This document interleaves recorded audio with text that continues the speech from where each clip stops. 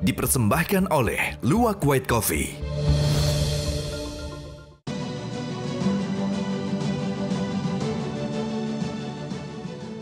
Temu lagi di Hot Room.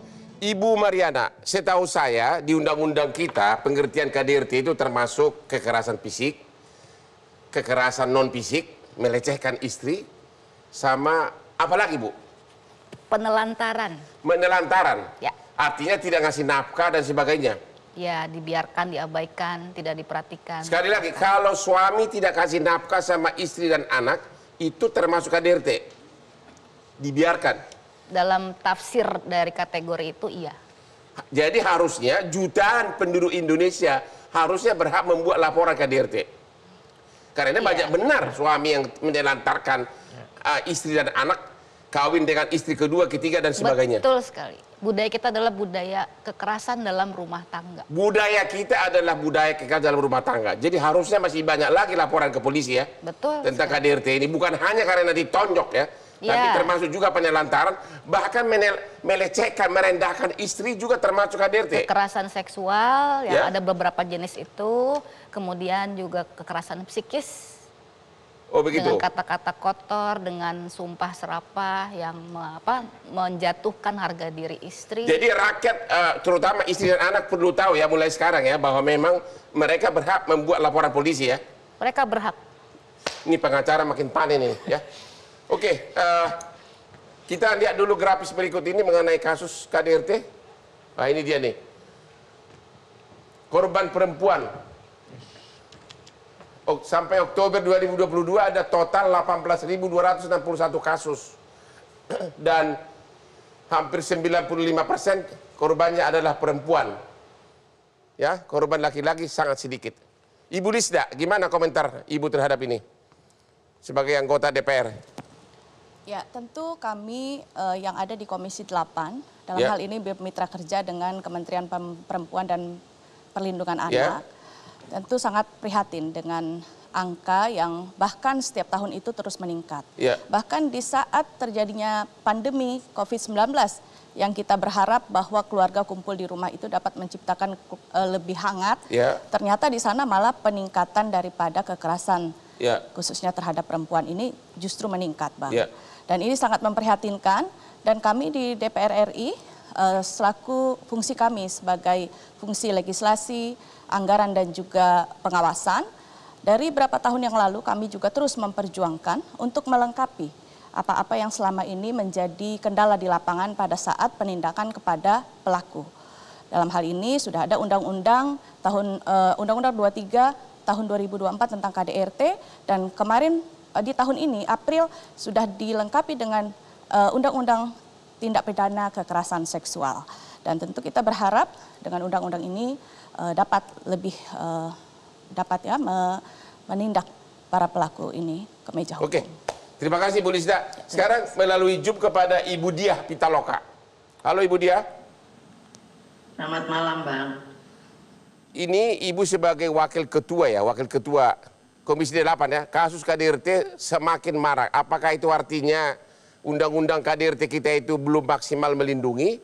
Dan yang kedua, apakah apa pendapat Anda atas sikap seperti Lesti yang begitu viral dia melaporkan perlakuan suaminya, tapi hanya dalam 1 hari ditahan langsung laporannya dicabut. Sebagai wanita, bagaimana sikap? Apakah sikap yang Anda setujui atau gimana? Kalau dilihat dari kasus-kasus KDRT yang ada, memang sebagian besar itu tidak banyak sekali kasus-kasus yang dilaporkan itu tidak diselesaikan melalui jalur hukum. Seperti Lesti misalnya dia mencabut gugatannya gitu. Jadi yang menarik memang yang harus kita sadari tidak mudah bagi seorang perempuan itu melaporkan suaminya. Nah ini budaya kita ini cukup memberikan banyak sekali tekanan ya. Dia kemudian alasannya kan bapak dari anak-anaknya gitu. Padahal kita tahu sekali dari pasal-pasal yang ada ini sangat pantas untuk dijatuhi oleh hukuman. Nah tapi bagaimana hukum itu bergerak? Nah hukum ini kan bergerak dengan latar belakang sosial budaya yang cukup kental. kita di DPR mengupayakan dengan sangat keras bahwa kekerasan terhadap perempuan dan termasuk juga kekerasan dalam rumah tangga itu bisa menurun angkanya, diminimalisir dengan pendekatan hukum. Nah, tapi yang jadi tantangan hari ini juga adalah budaya masyarakat yang cenderung permisif gitu ya terhadap kekerasan terhadap perempuan. Nah, saya nggak tahu apakah Lesti itu dengan kesadaran dia mencabut dakwaannya atau memang dengan pengaruh lingkungan sekitarnya gitu ya, mungkin dari kawan-kawan ataupun dari keluarga yang tentu dia juga secara, kita tahu dia juga baru pulang dari Tanah Suci ya, secara psikologis gitu kan, apakah tadi kata Mbak Mariana dia bingung berhadapan dengan hukum. Nah, ini hal-hal yang butuh sensitivitas dari kita semua, bagaimana sebetulnya produk undang-undang ini itu bisa bisa memperjuangkan keadilan bagi perempuan yang mengalami kekerasan. Ini memang tidak mudah gitu, bahwa kultur di kita memberikan tekanan-tekanan gitu ya terhadap perempuan yang menggugat suaminya. Itu tidak mudah di dalam sistem sosial kita. Apakah sanksi dalam undang-undang KDRT kita ini sudah maksimum, dan apalagi yang harus dilakukan agar KDRT ini menurun?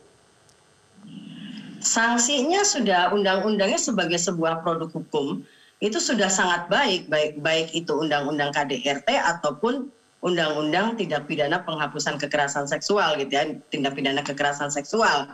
Tapi masalahnya budaya yang melingkupi undang-undang ini itu butuh effort lebih. Misalnya perlindungan atau misalnya bagaimana perempuan membawa kasusnya ke dalam ranah hukum. Tadi ketidakpercayaan atau ketidakyakinan dirinya untuk berjuang melalui hukum, ini kan prosesnya kan panjang. Tidak 1-2 minggu, hukum itu rata-rata kalau kasus KDRT itu 6 bulan sampai 1 tahun. Nah, secara psikologis ini membuat beban sendiri bagi si perempuan gitu ya, atau istri yang mengalami tindak kekerasan dalam rumah tangga. Jadi proses hukum yang berbelit lama itu salah satu faktor membuat istri tidak melapor atau mencabut laporan yang sudah ada. Begitu pendapat Anda? Tidak yakin dengan langkah yang dia ambil misalnya bisa berhasil. Itu kedua. Yang pertama tadi tentu pendekatan sosial budaya yang membuat perempuan juga tidak mudah ketika dia menuntut suaminya ke meja hukum. Itu secara psikologis sangat berat pasti untuk istri gitu ya yang menuntut suaminya. Bagaimana perlindungan terhadap istri yang melapor suaminya agar jangan terkena intimidasi? Nah, kita berpikir nanti apakah dia akan mengalami kekerasan lagi gitu loh. Ini kan kita berupaya supaya hukum itu selain mencari keadilan juga memberikan perlindungan terhadap perempuan khususnya gitu ya. Nah, siapa yang bisa memastikan, tentu ini juga fungsi hukum ataupun fungsi perlindungan hukum terhadap warga negara, bahwa Lesti ini tidak mengalami tindak kekerasan lagi dari suaminya. Terima kasih Ibu Dia. Ibu Mariana, apa lagi yang perlu dibenahi dalam peraturan kita perundang-undangan mengenai KDRT? Ada lagi nggak yang perlu ditambah, dibenahi? Agar wanita ini tidak jadi korban dan juga tidak takut. Menurut saya undang-undang ini perlu diimplementasikan secara maksimal. Karena dia sudah ada sejak isi tahun 2004. Isi undang-undangnya sudah benar? Sudah cukup sebetulnya. Tapi pelaksanaannya kurang? Pelaksanaannya masih perlu pemahaman yang lebih dalam. Yaitu apa? Tentang pengalaman-pengalaman istri yang mengalami KDRT. Begitu. Sehingga ketika mengeluarkan keputusan-keputusan terkait dengan kasus itu, paham perspektif perempuannya, gendernya. Itu yang penting. Oke, terima kasih Bu Mariana. Sekarang saya mau tanya kepada Pak Agus. Kalau seorang istri yang korban KDRT, yang biasanya terjadi di ruangan atau di rumah, apa sih bukti yang harus dia tunjukkan agar laporannya itu memenuhi syarat? Ya, pertama kan bukti yang bisa dijadikan saksi, keterangan si korban itu bisa dikualifikasi sebagai satu alat bukti. Yang kedua adalah visum et repertum tadi, itu bisa dijadikan sebagai jadi alat bukti. hanya keterangan si korban bisa. Dan visum sudah 2 alat bukti? Bisa dijadikan sebagai alat saksi? Bukti. Nah, baru kemudian didukung dengan yang lainnya. Tapi satu kualifikasi saksi, dimaksudkan saksi korban, ini bisa dijadikan sebagai satu alat bukti sebagaimana dimaksud dalam pasal 55 ya, di Undang-Undang Penghapusan Kekerasan dalam Rumah Tangga itu kan ada.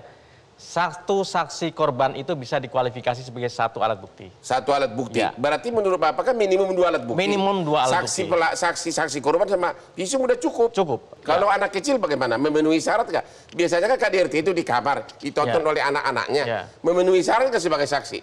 Ya, artinya kan tentu didukung dengan alat bukti yang lainnya. Anak, keterangan saksi anak di bawah 18 tahun, apakah sah sebagai saksi? Kalau anak tentu tidak bisa. Tidak bisa dikualifikasi sebagai saksi. Kalau ART, ibu, bisa. kakak semua memenuhi syarat? Bisa memenuhi. Selama dia dewasa, bisa memberikan keterangan secara bebas, maka ini dikualifikasi sebagai saksi. Jadi menurut Anda, saksi korban kekerasan fisik, cara terbagus setiap jadi korban harus segera membuat laporan polisi dan juga segera mendapatkan visum. Itu adalah salah satu pembuktian paling jitu. Ya, betul. Ya, untuk menjerat si suami. Oke, kita istirahat lagi, ketemu lagi setelah yang berikut ini. Kasus Lesti, dia kan karena artis, makanya kepolisian bergerak cepat karena disorot oleh media. Apa itu benar? Kalau masyarakat biasa, ibu rumah tangga, misalnya penjual bakso, bagaimana respon polisi? Ya, jadi gini, kita ini makanya Pak, kita selalu semua kita tangani.